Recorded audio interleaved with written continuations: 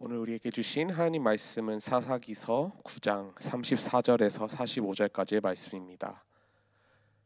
사사기 9장 34절부터 45절까지 저 여러분이 한 구절씩 교독하시고 마지막 9절 45절은 함께 읽도록 하겠습니다. 제가 먼저 읽도록 하겠습니다. 아비멜렉과 그와 함께 있는 모든 백성이 밤에 일어나 넷대로 나누어 세겜에 맞서 매복하였더니 아벳의 아들 가알이 나와서 성읍 문 입구에 설 때에 아비멜렉과 그와 함께 있는 백성이 매복하였던 곳에서 일어난지라. 가알이 그 백성을 보고 스불에게 이르되 보라, 백성이 산 꼭대기에서부터 내려오는도다 하니 스불이 그에게 이르되 내가 산 그림자를 사람으로 보았느니라 하는지라. 가알이 다시 말하여 이르되 보라, 백성이 밭 가운데를 따라 내려오고 또 한때는 무오느님 상수리 나무길을 따라오는도다 하니 스불이 그에게 이르되 내가 전에 말하기를 아비멜렉이 누구이기에 우리가 그를 섬기리요 하던 그 입이 이제 어디 있느냐, 이들이 내가 업신 여기던 그 백성이 아니냐, 청하노니 이제 나가서 그들과 싸우라 하니 가알이 세겜 사람들보다 앞에 서서 나가 아비멜렉과 싸우다가 아비멜렉이 그를 추격하니 그 앞에서 도망하였고 부상하여 엎드러진 자가 많아 성문 입구까지 이르렀더라. 아비멜렉은 아루마에 거주하고 스불은 가알과 그의 형제들을 쫓아내어 세겜에 거주하지 못하게 하더니 이튿날 백성이 밭으로 나오매 사람들이 그것을 아비멜렉에게 알리니라. 아비멜렉이 자기 백성을 세 무리로 나누어 밭에 매복시켰더니 백성이 성에서 나오는 것을 보고 일어나 그들을 치되 아비멜렉과 그때는 돌격하여 성문 입구에 서고 두 무리는 밭에 있는 자들에게 돌격하여 그들을 죽이니 아비멜렉이 그날 종일토록 그 성을 쳐서 마침내는 점령하고 거기 있는 백성을 죽이며 그 성을 헐고 소금을 뿌리니라. 아멘. 네, 방금 읽은 사사기 9장 34절부터 45절까지의 본문을 가지고 욕심이 불러온 심판이란 제목으로 말씀을 나누겠습니다. 저번 주에 이어서 오늘 본문 사사기 9장은 사사 기드온이 죽은 후 그의 아들 아비멜렉이라는 인물의 이야기를 기록하고 있습니다. 기드온에게는 아내가 많이 있었는데 그로 인해 아들이 70명이나 되었다고 합니다. 그리고 그 중에 한 명인 오늘 본문의 주인공 1 아비멜렉은 세겜 지역의 첩의 소생이라고 이제 8장 후반부에 기록되어 있습니다. 또한 그 이름 아비멜렉의 뜻이 있다고 하는데요. 그것은 바로 나의 아버지가 왕이시다, 이러한 뜻을 가지고 있다고 합니다. 당장 저번 주 금요일 제가 말씀에서도 나눴지만 이제 기드온이 살아 있을 때 이제 전투 승리 후에 이스라엘 민족들이 이제 기드온을 왕으로 추대하려고 했지만 기드온은 겸손하게 거부하며 하나님만이 왕이시다, 이렇게 이스라엘 민족들에게 말했죠. 이러한 기드온의 스탄스와는 정반대적인 뜻을 가지고 있는 아비멜렉의 이름, 아마도 이제 첩의 소생이다 보니 어머니가 이제 자신의 아들인 아비멜렉이라도 더 큰 권력과 힘과 이제 왕권을 누릴 수 있도록 그렇게 바라면서 지어준 이름이 아닐까 싶습니다. 그래서 9장 초반부를 읽어보시면 아시겠지만 아비멜렉은 이러한 자신의 권력 욕심을 채우기 위하여 끔찍한 일을 저지르게 됩니다. 그것은 바로 자신의 배다른 형제들을 모두 살해하는 것이죠. 오직 기드온의 막내 아들 요담만 겨우 살아남고 나머지는 다 아비멜렉의 손에 몰살 당했습니다. 그 후에 아비멜렉은 스스로 왕이 되죠. 이때 아비멜렉을 도운 것이 바로 이제 세겜 사람들, 조금만 더 좁혀 보자면 바로 자신의 외갓집 사람들입니다. 그래서 아비멜렉이 세겜에 가서 이제 자신이 왕권에 도전하겠다고 말하며 이제 그들의 환심을 사기 위해 말합니다. 청하노니 너희는 세겜의 모든 사람들의 귀에 말하라. 여룻바알 기드온의 아들 70명이 다 너희를 다스림과 한 사람이 다스림이 어느 것이 너에게 나으냐. 또 나는 너희와 골육임을 기억하라 하니. 이렇게 2절에 기록되어 있습니다.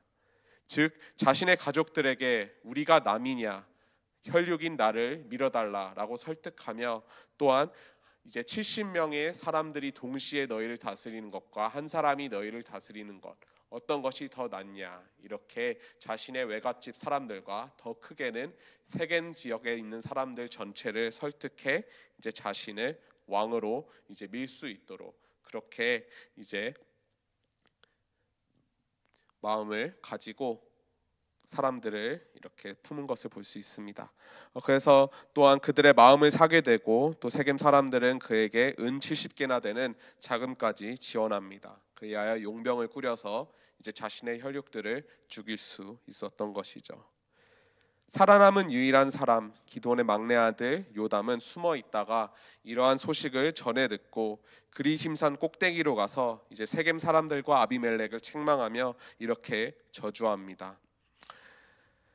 만일 너희가 오늘 여룻바알과 그의 집을 대접한 것이 진실하고 의로운 일이면 너희가 아비멜렉으로 말미암아 기뻐할 것이요 아비멜렉도 너희로 말미암아 기뻐하려니와 그렇지 아니하면 아비멜렉에게서 불이 나와서 세겜 사람들과 밀로의 집을 살을 것이요 세겜 사람들과 밀로의 집에서도 불이 나와 아비멜렉을 살을 것이니라 하고, 서로 같은 편이었던 세겜 사람들과 아비멜렉이 그들의 악행으로 인해 이제는 서로 불을 질러서 멸망하게 될 거라는 예언입니다. 그리고 이러한 예언은 정말 공의의 하나님께서 그들을 심판하심으로 성취되는 것을 우리가 오늘 본문을 통해 볼 수 있습니다. 그리고 이 예언의 첫 번째, 바로 세겜 사람들이 먼저 아비멜렉의 손에 심판을 받게 됩니다.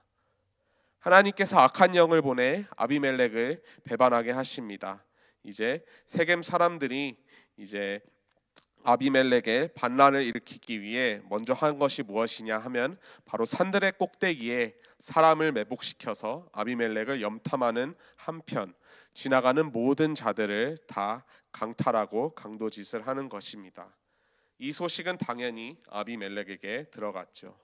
하지만 그러거나 말거나 세겜 사람들은 이제 에벳의 아들 가알이라는 사람이 그의 형제와 함께 세겜에 이주하게 되자 이제 그를 신뢰하며 지도자로 삼으며 이제 연회를 열게 됩니다. 그 연회에서 실컷 아비멜렉을 조롱하고 저주하는 그런 소리를 계속해서 내어서 그 소리가 아비멜렉의 신복 수불이라는 사람의 귀에까지 들리게 됩니다. 그래서 분노한 스불이 사자들을 이제 아비멜렉에 보내 이 내용에 대해 보고하고 이제 세겜 사람들을 처단할 계획을 세워 실행하는 것이 바로 오늘 본문 말씀의 내용인 것입니다. 오늘 본장의 교훈을 정리해 보자면 바로 욕심과 죄 그리고 그로 인한 사망입니다. 너무나도 유명한 말씀이죠. 야고보서 1장 15절 말씀입니다. 욕심이 잉태한즉 죄를 낳고 죄가 장성한즉 사망을 낳느니라. 우리는 인간이 처음으로 죄를 지었던 이유를 다시 한번 상기해 볼 필요가 있습니다. 아담과 하와는 왜 죄를 짓게 되었습니까?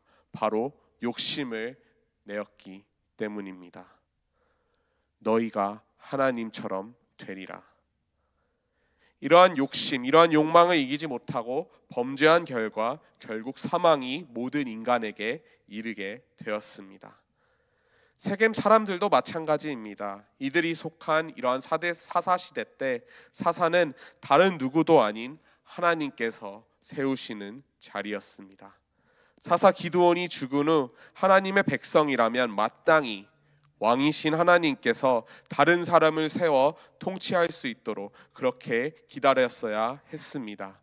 하지만 그들은 하나님의 통치를 원하지 않았습니다. 더군다나 아비멜렉은 사사가 아닌 왕이 되려고 했죠. 이와 비슷한 일이 나중에 이스라엘의 마지막 사사였던 사무엘의 시대에도 이러한 일이 있었습니다. 이스라엘 백성들이 사사시대 말기에 사무엘 선지자에게 왕을 달라고 요구하자 이제 사무엘 선지자가 그들을 꾸짖으며 이렇게 말하죠. 하나님께 그러한 요구는 하나님을 거부하는 행위, 그의 통치에 반역하는 행위이다. 이렇게 사무엘상 8장 7절에 기록하고 있습니다. 세겜 사람들의 속마음은 이러했을 것입니다.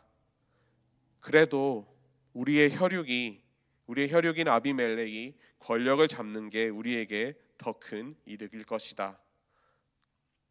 그리고 이러한 조그만한 욕심의 마음이 무고한 기드온의 아들들의 학살이라는 그러한 죄로 이어졌고, 그리고 그 죄는 결국 세겜성의 멸망이라는 그러한 사망으로 이어지게 되었습니다. 그래서 오늘 본문은 왕이신 하나님을 떠난 세상이 얼마나 더욱더 타락해져 가고 그리고 점점 더 어두워져 가는지, 그리하여 결국 어떻게 심판을 받는지 보여주고 있습니다. 그리고 그러한 타락의 본질은 바로 욕심에서부터 시작합니다. 오늘 본문의 경우뿐만 아니라 성경에는 이러한 욕심으로 인해 패망한 이야기가 수없이 기록되어 있습니다. 창세기에서 이제 에서는 자신의 식욕을 못 참고 장자의 권리를 팔아버렸습니다. 노아는 술에 취하게 되어서 수치를 당했으며, 또한 다윗 왕은 정욕 때문에 눈이 멀어서 간통과 살인을 저지릅니다. 이스라엘 사람 아간 한 사람의 욕심 때문에 이스라엘 민족 전체가 여리고성 전투 이후 바로 그 다음 아이성 전투를 이제 이스라엘 역사상 처음이자 마지막 패배를 그때 하게 됩니다. 또한 결정적으로 예수님께서 이 땅 가운데 계셨을 때 십자가에 못 박히신 이유가 바로 그때 당시의 기득권이었던 대제사장들과 바리새인들, 또한 로마 총독 빌라도와 분봉왕 헤롯의 권력욕 때문이었습니다. 모든 것은 욕심에서부터 출발합니다. 예수님께서는 산상수훈 가운데 욕심에 관하여 이렇게 말씀하셨습니다. 마태복음 6장 19절 말씀입니다. 너희를 위하여 보물을 땅에 쌓아두지 말라. 거기는 좀과 동록이 해하며 도둑이 구멍을 뚫고 도둑질하느니라. 우리가 이 땅에서 가지게 되는 모든 헛된 욕심, 모든 헛된 욕망들, 그것이 왜 헛됩니까? 그것은 바로 우리가 이제 영원하지 못한 그런 것들을 가지려고 욕심을 부리기 때문입니다. 재물, 권력, 쾌락, 그 어떤 욕심도 영원한 것은 없습니다. 아무리 재물이 많고 큰 권력을 누려도, 아무리 큰 쾌락을 계속해서 경험할 수 있다고 하여도 인간 역사상 이미 이 모든 것들을 이룬 사람이 있었습니다. 그 이름은 바로 솔로몬 왕입니다.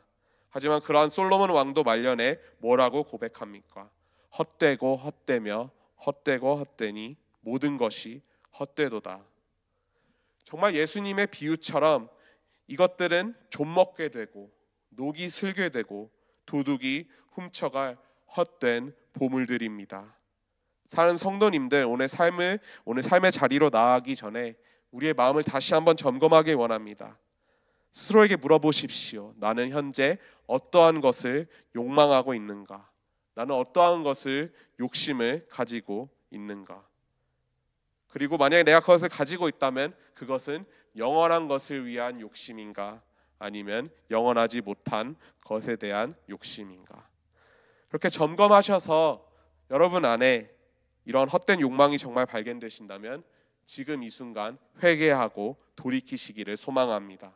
왜냐하면 우리의 하나님은 사랑의 하나님이시지만 동시에 공의의 하나님이시기도 합니다. 하나님이 하나님 되시기 위해 반드시 하셔야 되는 것이 바로 불의에 대한 심판입니다. 오늘 본문에 나오는 세겜 사람들의 욕심과 그로 인한 심판을 교훈 삼아서 우리의 모든 정욕과 욕망을 십자가에 못 박으십시오.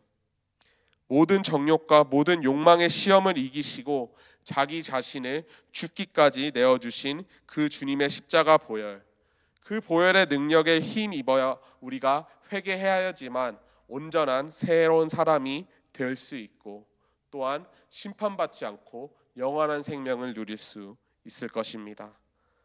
바라건대 정말 세상에서 헛되게 사라질 그러한 보물들에 대한 욕망과 욕심을 우리가 가지는 것이 아니라 정말 오로지 우리가 갈망하고 또 간절히 원하는 것, 그것은 바로 오직 주님 한 분이다.